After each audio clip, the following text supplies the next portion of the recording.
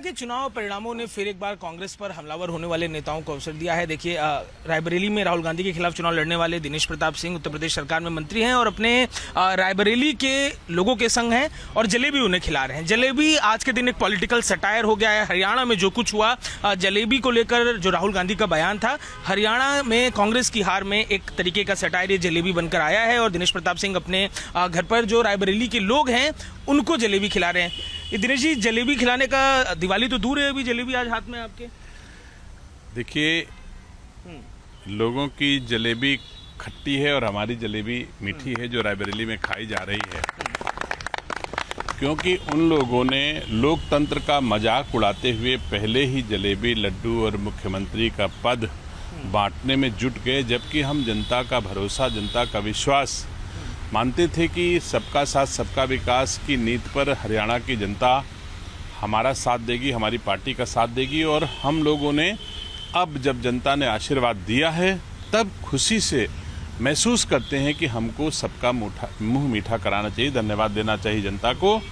तो मैं समझता हूं कि राहुल गांधी जी और उनकी पूरी टीम की अपरिपक्वता और जो देश को बांटने की नीति रही है, निसंदेह हम आप सब जानते हैं कि हरियाणा में जैसे यहाँ पर लोग पीडीए करके बांटने का प्रयास कर रहे हैं, वैसे वहाँ कौन सा 56 जाति और जाट और फलाना धमाका तमाम सारी बांटने की नीतियों को लेके गए। लेकिन अंततः मोदी जी की नीति, भाजपा की नीति, सबका साथ सबका विकास को ही हरियाणा की जनता ने स्वीकार किया। मुझे खुशी है कि आज देश के प्रधानमंत्री जी की जीत हरियाणा में भी हुई है और जम्मू कश्मीर में भी हुई है। जम्मू कश्मीर में हम मुख्यमंत्री नहीं बना सके, ये विषय हार का नहीं है। हम तो वहाँ जीते हैं, हमारा लोकतंत्र जीता है। जिस राज्य में लोग वोट डालने के लिए निकलते ना रहे हों, उस राज्य में 71% वोट मोदी जी के नेतृत्व में पड़ जाए तो लोकतंत्र बहाल हुआ।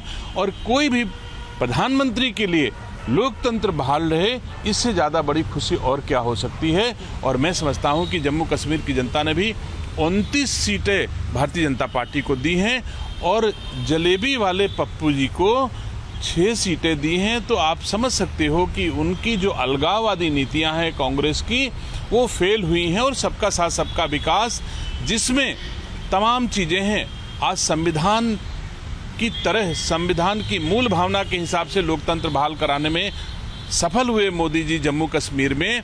उस संविधान को, जिसको संविधान को लेकर के घूम घूम के राहुल गांधी देश की बदनामी करते थे और दुनिया में जाकर के कहते थे, तो आज की तारीख में मैं कह सकता हूं कि सबका साथ सबका विकास, अगड़े पिछड़े, दलित, अल्पसंख्यक, गरीब, अमीर, किसान, नौजवान, सबकी पार्टी भारतीय जनता पार्टी के रूप में खड़ी हुई है। ये रायबरेली के लोगों के संग ये उत्सव मनाते आप दिख रहे हैं। रायबरेली में राहुल गांधी जीत के गए थे, कुछ प्रासंगिकता जलेबी की वहां से भी है क्या? हाँ, बिल्कुल, इसमें कोई दो राय नहीं। मेरा जन्म रायबरेली में हुआ, मेरी कर्मस्थली रायबरेली ही, वहीं से पले बढ़े और आज राज्य की सेवा, राज्य के लोगों की सेवा के लायक बने। और रायबरेली वासी हमारी पूंजी हैं। रायबरेली वासियों के साथ सुख दुख बांटना हमारा धर्म है, कर्तव्य है। ये बात सही है कि रायबरेली में कुछ लोग गुमराह हो करके, कोई खटाखट पे गुमराह हो गया होगा, कोई जाति जनगणना पे गुमराह हो गया होगा, कोई गुमराह होकर के उनको वोट दिया। लेकिन रायबरेली की जनता मोदी जी के साथ थी, चाहते थे, लेकिन थोड़ा गुमराह हुआ।